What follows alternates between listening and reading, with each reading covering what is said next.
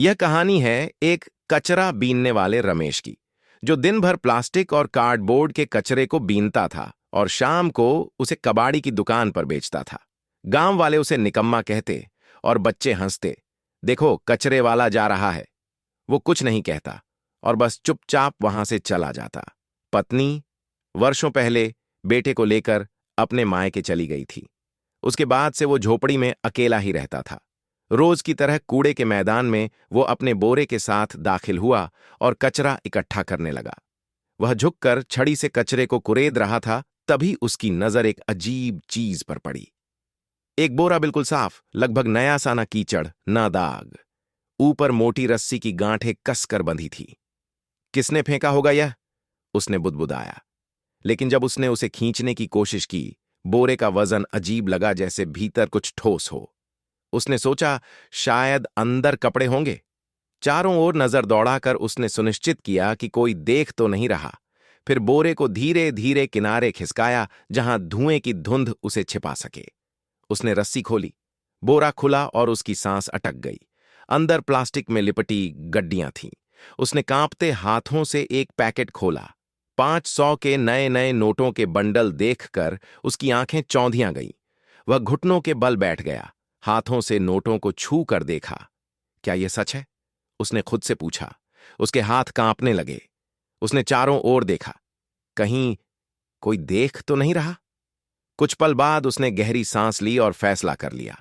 बोरे को फिर से बांधा, पीठ पर लाद लिया और झोपड़ी की ओर चल पड़ा। रास्ते में हर आवाज उसे शक जैसी लगी। कुत्ते का भौंकना, किसी का बात करना। घर पहुंचते ही उसने झोपड़ी का दरवाजा अंदर से बंद किया, बोरे को कोने में रखकर दरी से ढक दिया। रमेश का दिल ऐसे धड़क रहा था जैसे सीने से निकलकर बाहर आ जाएगा। बार बार वह झोपड़ी के दरवाजे से झांकता, कहीं कोई पीछे तो नहीं आ गया। जब उसे यकीन हुआ कि आसपास कोई नहीं है, तो वह धीरे से बोरे के पास बैठ गया। हाथ कांप रहे थे, लेकिन हिम्मत जुटाकर रस्सी खोली। जैसे ही बोरा खुला, अंदर की चमक ने उसकी आंखें चौंधिया दी। नोटों की गड्डियां एक से एक ताजा नई। उसने एक गड्डी निकाली और गिनना शुरू किया। गिनते गिनते उसके होंठ सूख गए। सिर्फ एक गड्डी में 50,000 उसने अंदाजा लगाया। कम से कम 15 से 20 करोड़ तो होंगे। यह सोचते ही उसका दिमाग सुन्न पड़ गया। इतना पैसा कोई आम आदमी नहीं छोड़ सकता, वह बुदबुदाया। उसके भीतर डर की लहर दौड़ गई। कहीं यह किसी बड़े आदमी, किसी नेता या गुंडे का तो नहीं? अगर उन्होंने ढूंढना शुरू किया तो क्या होगा? इस ख्याल से उसका शरीर पसीने से तर हो गया। उसने गड्डियां वापस रख दी, बोरा बांधा और फर्श पर बैठ गया। सिर पकड़कर सोचने लगा। दिल में एक तरफ खुशी थी कि सालों की गरीबी अब खत्म हो जाएगी, नया घर बना सकेगा, इज्जत की जिंदगी जी सकेगा। पर दूसरी तरफ डर उसे भीतर से कुतर रहा था। अगर किसी को पता चल गया तो लोग उसे चोर कहेंगे, पुलिस पकड़ लेगी या असली मालिक आ जाएगा। रात भर वो जागता रहा। उसने खुद को तसल्ली दी। सालों बाद रमेश के चेहरे पर एक सच्ची मुस्कान आई। वह समझ गया, ये दौलत प्रभु का वरदान है। अगला दिन रमेश के लिए एक नई सुबह बन गया। वर्षों बाद उसने आईने में खुद को गौर से देखा। चेहरा कमजोर था, मगर आंखों में अब उम्मीद की चमक थी। उसने सोचा, अगर समझदारी से काम लूं तो सब बदल सकता है। सबसे पहले उसने अपनी झोपड़ी की मरम्मत करवाई। बोरे से कुछ पैसे निकाले, मजदूरों को बुलाया और छत बदलवा दी। कुछ ही दिनों में घर की बदबू और सीलन कम हो गई। मोहल्ले वाले हैरान थे। अरे, यह कबाड़ बीनने वाला अचानक कैसे बदल गया? उसने लकड़ी का एक बक्सा खरीदा और बोरी के पैसे उस बॉक्स में जमा दिए। रात को रमेश उसी बॉक्स के ऊपर सोता था और सुबह अपना बिस्तर नोटों की गड्डियों के ऊपर फैला देता। कुछ हफ्ते बाद उसने अगला कदम उठाया और अपने गांव की मुख्य सड़क पर एक छोटी सी किराने की दुकान खोली। पहले दिन बस दाल, चावल, नमक रखा। खुद दुकान पर बैठा, आने वालों को मुस्कुराकर नमस्कार किया। शुरुआत में लोग झिंझके, मगर धीरे धीरे आने लगे। दुकान चल निकली। आटे की बोरियां, तेल के डिब्बे, मसाले, साबुन, सब कुछ बिकने लगा। रमेश ने उस पूरे दौर में बड़ी सतर्कता बरती। उसके पास अचानक आई दौलत किसी रहस्य से कम नहीं थी, पर उसने कभी उसका दिखावा नहीं किया। वह जानता था, अगर जरा भी चमक दमक दिखी तो लोग सवालों की बौछार कर देंगे।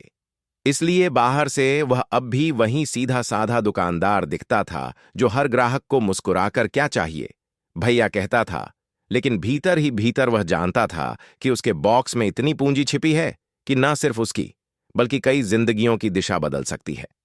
कभी कभी मोहल्ले की बुजुर्ग औरतें उससे कहती, रमेश भैया तुम तो बहुत बदल गए हो। वह बस मुस्कुरा देता, आखिर किसे बुरा लगता है जब दुनिया आपके बदलाव को देखती है। धीरे धीरे उसने कारोबार बढ़ाया। वो रोज अपने मोबाइल पर पैसा बढ़ाने वाली तरकीब देखता रहता, मगर बड़ी सावधानी से खर्च करता ताकि किसी को भी संदेह नहीं हो। कुछ महीनों बाद उस बॉक्स से थोड़ा और पैसा निकाला और एक छोटा सा गोदाम शुरू किया। माल ढोने के लिए पुरानी ट्रक खरीदी और अब सिर्फ बेचने वाला नहीं, सप्लाई करने वाला बन गया। गांव में लोग अब उसे रमेश भाई कहकर पुकारने लगे, जैसे वह कोई बड़ा व्यापारी हो। पर तरक्की के इस सफर के बीच एक डर हमेशा उसके भीतर जीवित रहा। रात को जब वह उस बॉक्स के पास बैठता तो सोचता, अगर किसी दिन यह राज खुल गया तो, अगर असली मालिक सामने आ गया तो, और अगले ही पल खुद को दिलासा देता, नहीं, ये मेरी किस्मत का इनाम है। मैंने सालों की बेबसी सही है। ये मेरी मेहनत का फल है। किसी का हक नहीं छीना। समय के साथ रमेश खुद भी बदल गया था। जो आदमी कभी भीड़ में सिर झुकाकर चलता था, अब सीधा चलता था, आत्मविश्वास से भरा हुआ। उसकी आवाज में अब झिझक नहीं, ठहराव था। दिन में वह दुकान संभालता, शाम को गोदाम देखता और रात में बॉक्स के पास बैठकर अगले दिन की योजना बनाता। वह अब अपने पुराने रमेश से कहीं आगे निकल चुका था। मगर यह भी सच था कि तरक्की के बीच भी एक खालीपन उसके भीतर अब भी गूंजता था। एक शाम जब वह थका हारा दुकान बंद करके लौटा तो दरवाजे पर दो चेहरे खड़े थे। परिचित पर दूर चले गए चेहरे, उसकी पत्नी सुशीला और बेटा रोशन। बेटा अब बड़ा हो चुका था, मगर उनके चेहरे पर हिचक और शर्म की छाया थी। सुशीला की आंखें भीगी हुई थीं। रमेश, उसने धीमे से कहा, हमसे गलती हुई थी। हालात ने मजबूर कर दिया था। तुम्हें छोड़कर जाना ठीक नहीं था। रमेश के कदम जैसे जमीन में धंस गए। एक पल को समय ठहर गया। उसे वे दिन याद आए जब बीमारी ने उसे तोड़ दिया था। घर में खाने को कुछ नहीं था और सुशीला ने कहा था, मैं यह सब नहीं झेल सकती, और बेटे को लेकर चली गई थी। वह वही रात थी जब रमेश का सब कुछ बिखर गया था। अब वहीं सुशीला उसके दरवाजे पर थी। सुशीला आगे बढ़ी और बोली, रमेश, अब हम आपके साथ रहना चाहते हैं। रमेश का दिल कांप उठा। एक तरफ वह पिता था जिसे बेटे को गले लगाने की चाहत थी, दूसरी तरफ वह वही टूटा हुआ इंसान था जिसे छोड़ दिया गया था। क्या उनका लौटना सच में मोहब्बत थी, या अब दौलत की चमक उन्हें वापस खींच लाई थी? यह सवाल उसे भीतर तक चुभ गया। उसने ठंडे स्वर में कहा, जब मैं खाली हाथ था तुम चली गई थी। अब जब मेरे पास कुछ है तो लौट आई हो। क्या यह प्यार है या लालच?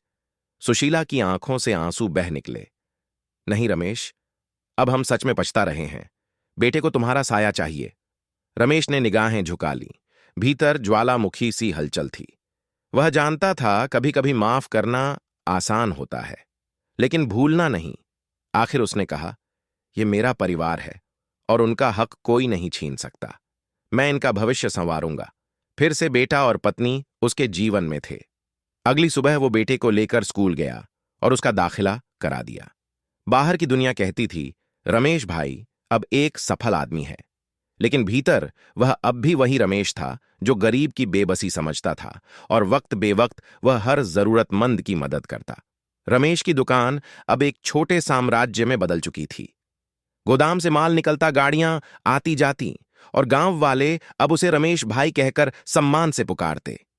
बाहर की दुनिया में सब ठीक था, पर भीतर एक बोझ था जो हर रात उसके सीने पर बैठ जाता। वह उस बॉक्स को देखता और खुद को समझाता, शायद किसी चोर ने फेंकी होगी, या शायद किस्मत ने मुझ पर दया की। पर किस्मत को भी जैसे उसके धैर्य की परीक्षा लेनी थी। एक शाम वह घर के आंगन में चाय की चुस्कियां ले रहा था। अंदर टीवी पर खबरें चल रही थीं, सामान्य राजनीतिक बकवास जिसे अब वह ध्यान से नहीं सुनता था। लेकिन अचानक एंकर की आवाज तेज हुई, ब्रेकिंग न्यूज, सेठ मोहनलाल के घर हुई चोरी। रमेश का दिल धक से रह गया। एंकर बता रहा था, दो चोर सेठ मोहनलाल के घर से पैसे चुराकर भाग रहे थे। जब पुलिस ने उनका पीछा किया तो उन्होंने पैसे कहीं छुपा दिए। हैं जो अब मिल नहीं रहे हैं। पुलिस लगातार उसे तलाशने की कोशिश कर रही है। रमेश का हाथ कांप गया। उसके दिमाग में बिजली सी कौंधी बोरा वही बोरा। एंकर बोलता जा रहा था, सैकड़ों करोड़ अब भी लापता हैं। छोटे बंडल शायद कभी ना मिले, लेकिन जांच जारी है। वह वाक्य उसके कानों में गूंजने लगा। छोटे बंडल शायद कभी ना मिले, मतलब शायद उसका बोरा अब भी सुरक्षित है। इसके साथ ही एक ठंडी लहर उसकी रगों में दौड़ गई। सुबह दुकान पर भी उसका ध्यान भटका हुआ था। ग्राहक बोलते रहे और वह खोए से जवाब देता रहा। मन में बस गणित चल रहा था। अगर सब छिपा रहा तो बच जाऊंगा, पर अगर राज खुल गया तो सब खत्म। शाम को लौटकर उसने बक्सा फिर खोला। नोट अब भी वैसे ही चमक रहे थे, पर अब वह चमक उसे डरावनी लगी। उसे लगा जैसे उन नोटों की आंखें हैं जो उसे घूर रही हैं। रमेश ने गड्डियां वापस रखीं और खुद से कहा, यह दौलत मुझे बचा भी सकती है और मिटा भी सकती है। उस दिन से उसने एक संकल्प लिया, अब कोई जल्दबाजी नहीं। थोड़ा थोड़ा पैसा निकालेगा, धीरे धीरे खर्च करेगा, ताकि किसी को शक ना हो। पर दिल के अंदर अब एक नया जख्म बन चुका था। हर बार जब वह नोट गिनता, उसके हाथ जैसे कांपते, फिर भी जिंदगी चलती रही। हर बार नोटों की चमक उसे यह याद दिलाती, यह दौलत पवित्र नहीं है। वह सोचता, अगर यह पैसा किसी जुर्म से जुड़ा है, तो इससे मुझे शांति कैसे मिल सकती है। यही विचार धीरे धीरे उसे एक बड़े फैसले तक ले गए। रमेश ने ठान लिया, अब यह पैसा सिर्फ उसका नहीं रहेगा, यह दूसरों के लिए काम आएगा। उसे अच्छी तरह याद था कि गरीबी कैसे इंसान की इज्जत तक छीन लेती है। वह ताने, वह उपेक्षा, वह दिन जब लोग उसे हिकारत से देखते थे, वह सब उसकी यादों में अब भी जिंदा थे। और फिर एक सुबह उसने पहला कदम बढ़ाया। गांव के पुराने मंदिर की दीवारें टूटने की हालत में जा चुकी थीं। उसने मंदिर जीर्णोद्धार का ऐलान किया और सबसे पहले खुद चंदा दिया। गांव में खलबली मच गई। वही रमेश जो कचरा बीनता था, इतना पैसा कहां से आया? कुछ ने ताना मारा, कुछ ने शक जताया, शायद जुए में जीता होगा। लेकिन जैसे जैसे मंदिर की दीवारें उठती गईं, तब गांव वालों को लगा कि वह दिखावे के लिए नहीं, सच्चे मन से मदद कर रहा है। धीरे धीरे आलोचनाएं थम गईं और गांव के लोग अब उसे और ज्यादा सम्मान देने लगे। वह आदमी जिसे कभी समाज ने ठुकरा दिया था, अब समाज का सहारा बन गया था। रमेश ने अपने जीवन में एक और बड़ा कदम उठाया। इस बार उसने पैसे से नहीं, दिल से निवेश करने का फैसला किया। उसने घोषणा की, मैं गांव में एक स्कूल खोलूंगा जहां हर गरीब बच्चा बिना फीस के पढ़ सकेगा। लोगों ने पहले तो सोचा यह बस एक भावनात्मक बयान है, लेकिन जब नींव की पहली ईंट रखी गई तो सब समझ गए। रमेश अब सिर्फ व्यापारी नहीं रहा, वह गांव का मसीहा बन चुका था। सुशीला भी उसके साथ कंधे से कंधा मिलाकर हर काम में आगे आती। कुछ युवा शिक्षक मामूली वेतन पर पढ़ाने को तैयार हो गए। कोई कहता, यह तो चमत्कार है। कोई दुआ देता और कहता कि भगवान ऐसे लोगों को खूब तरक्की दे। एक शाम रमेश सुशीला के साथ चाय पी रहा था तो दरवाजे की घंटी बजी। गांव के कुछ लोग रमेश के घर के बाहर खड़े थे। रमेश ने उन्हें अंदर बुलाया और सुशीला से सबके लिए चाय लाने को कहा। गांव वालों की इच्छा थी कि रमेश आने वाले पंचायत चुनाव में सरपंच बने। लोगों के बहुत जोर देने पर रमेश ने उनका प्रस्ताव स्वीकार कर लिया। पंचायत चुनाव में रमेश भारी बहुमत से निर्वाचित हुआ। अब तो रमेश के मन में जैसे समाज सेवा का भूत सवार हो गया। वो दिन रात मेहनत करने लगा और खासकर गरीबों के कल्याण हेतु हमेशा आगे बढ़कर उनकी हर तरह से मदद करता। एक दिन रमेश अपने गोडाउन पर बैठा हुआ था तो किसी अनजान नंबर से फोन आया। रमेश ने फोन उठाया तो सामने से बात करने वाले की बातें सुनकर उसे अपने कानों पर विश्वास नहीं हुआ। उसे अगले दिन मुख्यमंत्री आवास में बुलाया गया था।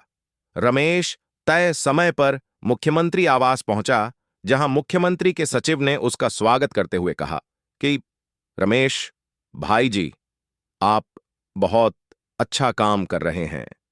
मुख्यमंत्री जी चाहते हैं कि इस विधानसभा चुनाव में आप हमारी पार्टी के टिकट पर विधायक का चुनाव लड़े। रमेश ने विनम्रता से कहा कि वो पंचायत के सदस्यों और गांव वालों से विचार विमर्श कर अपना निर्णय लेगा। रमेश ने सबकी सहमति से अपना नामांकन भरा और भारी बहुमत से निर्वाचित हुआ।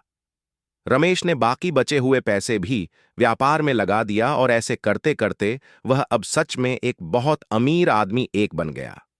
अब रमेश के पास पैसा एवं सत्ता दोनों थे, लेकिन फिर भी वह भगवान का शुक्रिया अदा करता और गरीबों की मदद हेतु हमेशा उपलब्ध रहता, क्योंकि गरीब का दुख क्या होता है रमेश से बेहतर कोई नहीं समझ सकता।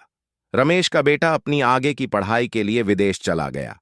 अगर आपको भी रमेश की यह कहानी सोचने पर मजबूर करती है कि सच्चाई, पछतावा और भलाई के बीच इंसान का असली संघर्ष क्या होता है, तो एक लाइक जरूर करें, कमेंट में बताइए। अगर आप रमेश की जगह होते तो क्या करते? क्या गलत पैसे से की गई भलाई सही मानी जा सकती है? आपकी राय हमारे लिए बहुत कीमती है। और हाँ, ऐसी ही दिल छू लेने वाली कहानियां देखने के लिए चैनल को सब्सक्राइब करें।